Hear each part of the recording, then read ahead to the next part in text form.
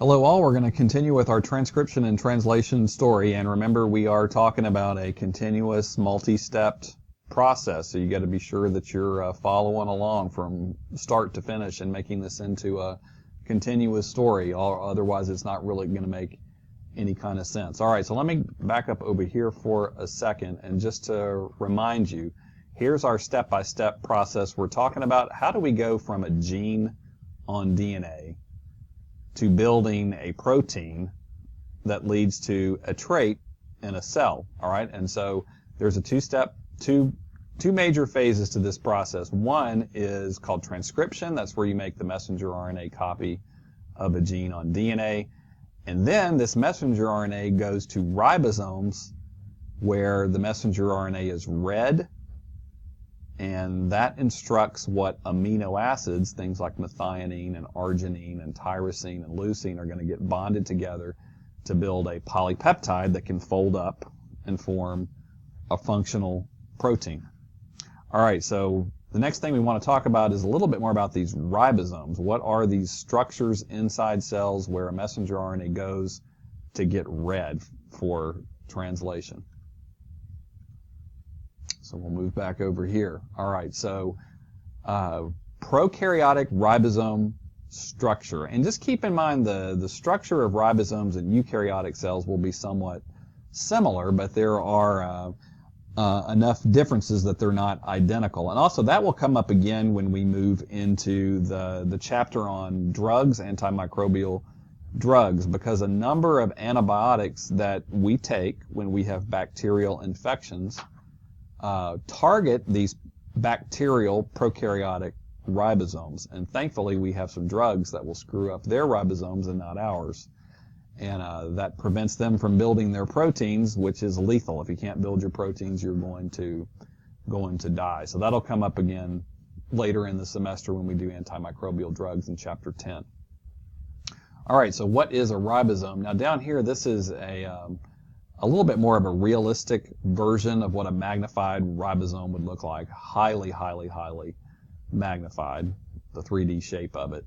And if you notice over here, the bluish or kind of purple components here, those are proteins that are present in the ribosome.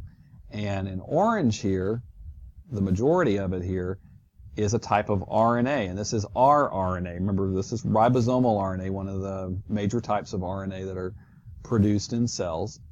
And we're also noticing here that it's called 16S ribosomal RNA here on this particular diagram.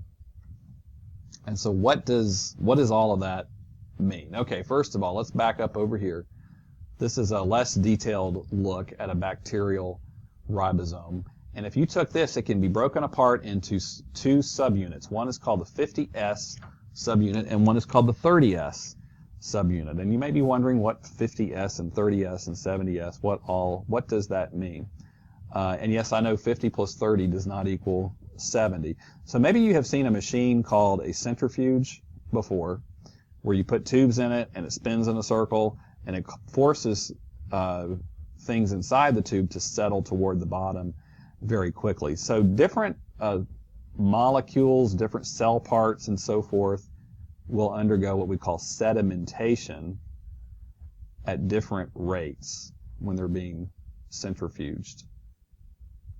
So that S there stands for sedimentation, and the number is letting us know how fast that structure would sediment in a centrifuge if it was being spun at a very, very, very high rate of speed. And the rate at which things sediment like that depends on the size, the molecular mass of the object, and its overall three-dimensional shape. So what that basically is telling us is these rates of sedimentation are not really additive. So you can't take 50S and 30S and get 80S, because it's not just the mass of the object, it's also its overall three-dimensional shape that would determine how fast it would sediment through a tube. All right, I just wanted to let you guys know in a little bit more detail what that meant when you see it. The 50S subunit is sometimes called the large subunit. The 30S is sometimes called the small subunit. Eukaryotic ribosomes have a 60S and a 40S that add up to give us an 80S overall ribosome. All right, so now if I break apart this 50S subunit over here, what is it built from? It's built from two pieces of ribosomal RNA. One's called 5S and the other is called 23S, and 34 polypeptides. So those are all bundled up together to make that 50S subunit. The 5S ribosomal RNA, and it's a stretch of A's and G's and C's and U's, and there are 120 of those.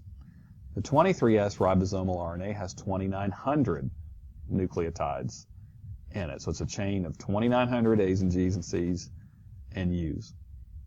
The small subunit over here, if you broke that apart, you would have 21 polypeptides and then this 16S ribosomal RNA. That's what we were looking at over here.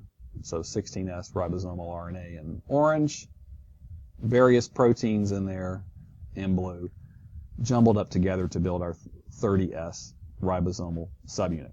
The 16S ribosomal RNA has 1,540 nucleotides, and we'll talk a little bit more about that down the road because, okay, so I'm telling you that this is something you find in bacteria. So all bacteria are going to have these 16S ribosomal RNA molecules, and we said there are 1,540 nucleotides.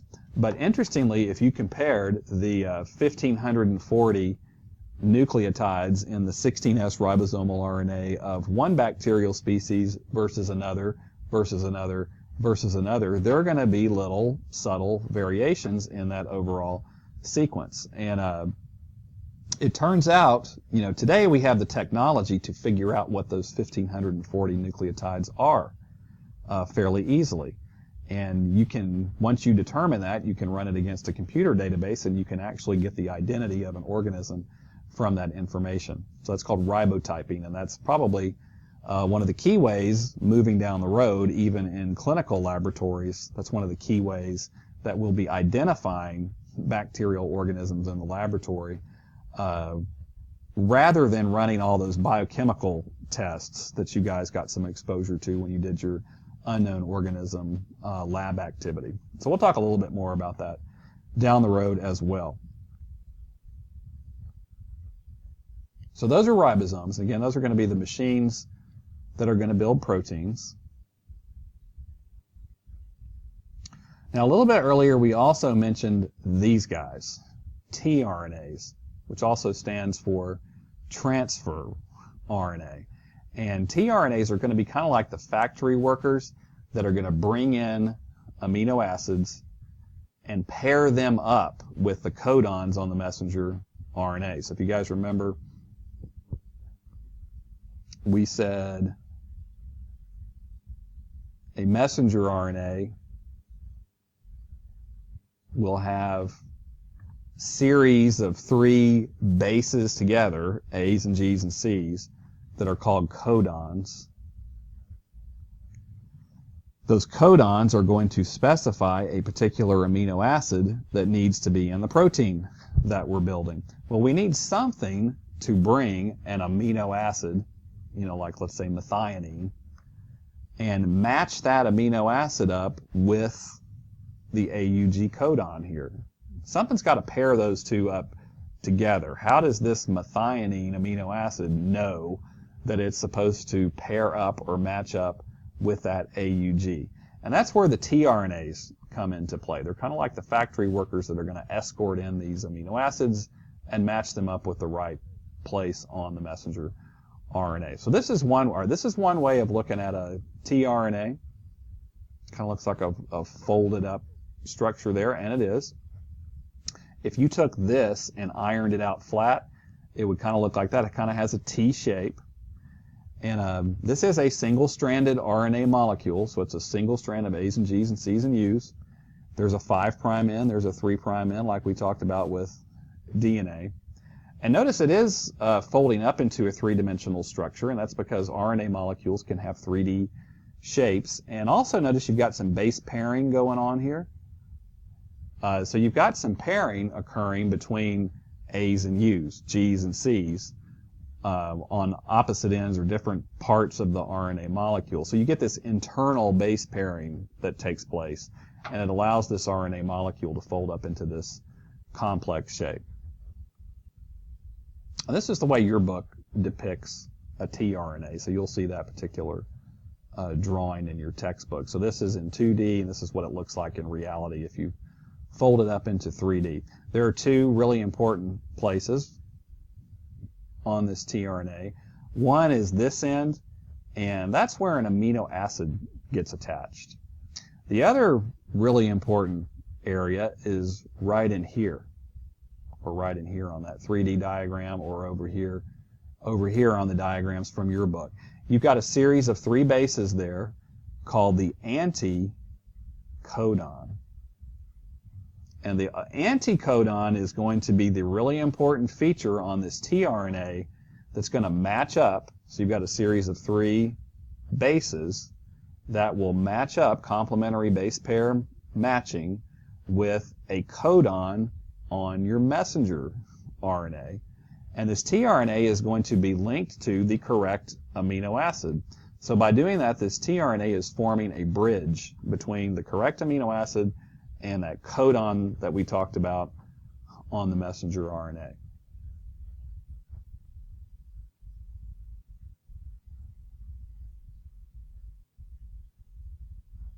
All right, let's take a look at this. Did I skip over something there? No, I did. Okay.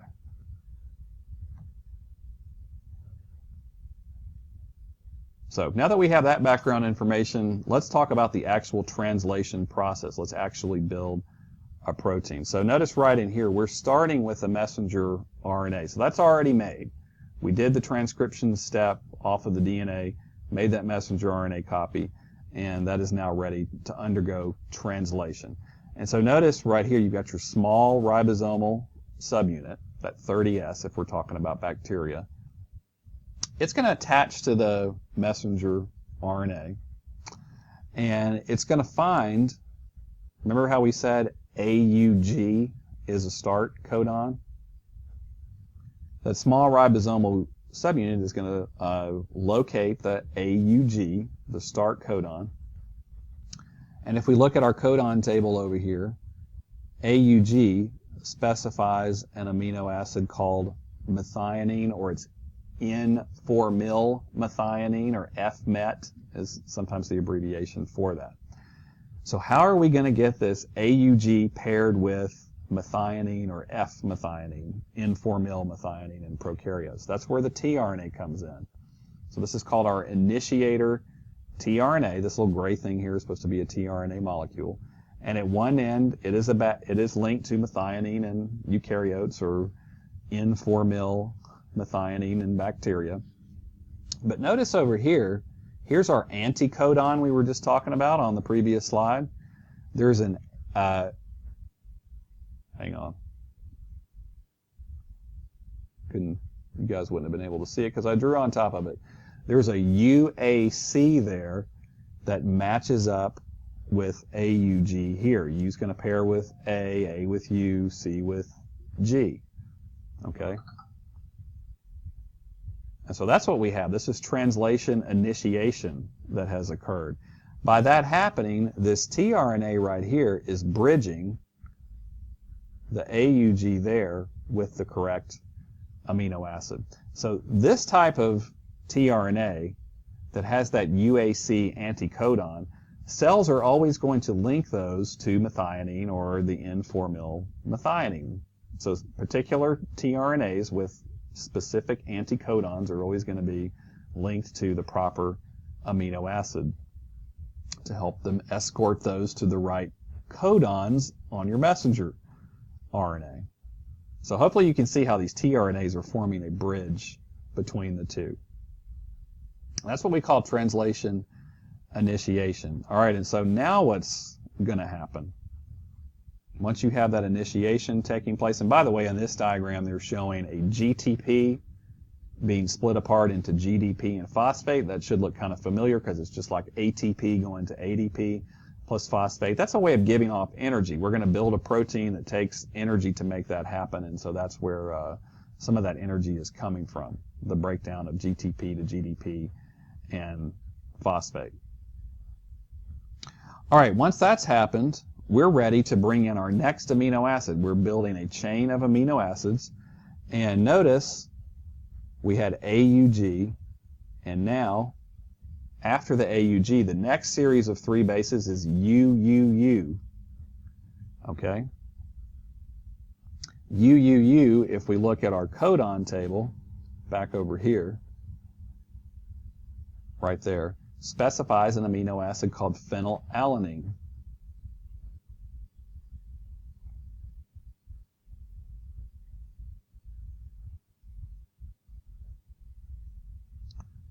And if we look here on our diagram, sure enough, you've got a tRNA right there that has an AAA anticodon that'll pair with the UUU, and it is linked to a phenylalanine amino acid. So you've now got these 2 amino acids side by side. The next thing we need to have happen is we need to form a peptide bond between the 2. A peptide bond is a covalent bond between 2 amino acids. So now they're bonded together. Now what's going to happen is the ribosome is going to shift over to the next 3 bases. So it's going to go 3 bases, 3 bases, 3 bases, 3 bases. It's always going to, if it's working properly, it's going to shift over 3 bases. And as that happens, now we've got a new codon here on our messenger RNA, an ACG, that specifies a particular amino acid. So if we go back and look at the codon table, I'm not going to do it, you would see THR, which stands for threonine, is the amino acid specified by our ACG. See, my vision's not good enough to see this on this particular iPad. So a new tRNA comes in. It has an anticodon that matches up with that ACG, bonded to a threonine up there. So it docks in there. And now we're going to form a new peptide bond. That threonine is going to get added to the chain of amino acids that we're building. The ribosome shifts over again. And notice as the ribosome shifts, the tRNAs that have already given up their amino acids, they get punted out. So that's another thing that happens as well. As a tRNA has to give up its amino acid, so the amino acid has to become unbonded from the tRNA as it gets attached to the chain of amino acids. That is being built. All right, and so this ribosome just keeps shifting to the next 3, and those 3 bases are also called a codon. So it goes from codon to codon to codon to codon, and that continues until the ribosome encounters a stop codon. So if you go back and look at your codon table, there are 3 examples of stop codons on there. UAA, UGA, and UAG are your 3 stop codons. All right, on this, one other thing I forgot to point out with the ribosome. Initiation occurs with just the small ribosomal subunit in place. After initiation has set up, then the large ribosomal subunit comes in. That's why that diagram is drawn that way. Another thing on the diagram, the A site, the P site, and the E site, I'm not really all that concerned that you know that terminology, but as you're reading, it's just there are different things going on within the ribosome at those sites. So the A site is where the new tRNA is coming in and docking. The P site is where the bonding between amino acids takes place. It stands for peptide or polypeptide. You're building that chain there. And E is exit. So when the used tRNA reaches that exit site, it gets punted off the ribosome like they're showing you there. All right, there is a really good review activity that you guys should take a look at the University of Utah website that will walk you through both major processes that we've talked about, transcribing and translating a gene. So I want you guys to click on that link in the PowerPoint and go over there and check that out and make sure you can understand what's happening with that. That's a good little exercise for you to go through.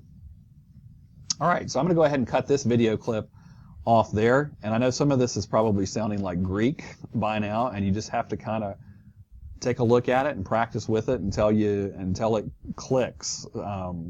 You know, a lot of it is just keeping some of the terminology straight, but you really want to look very carefully at the diagrams and follow along what's happening. It's really not all that complicated when you just think about what is it going to take to get from this code on DNA to the actual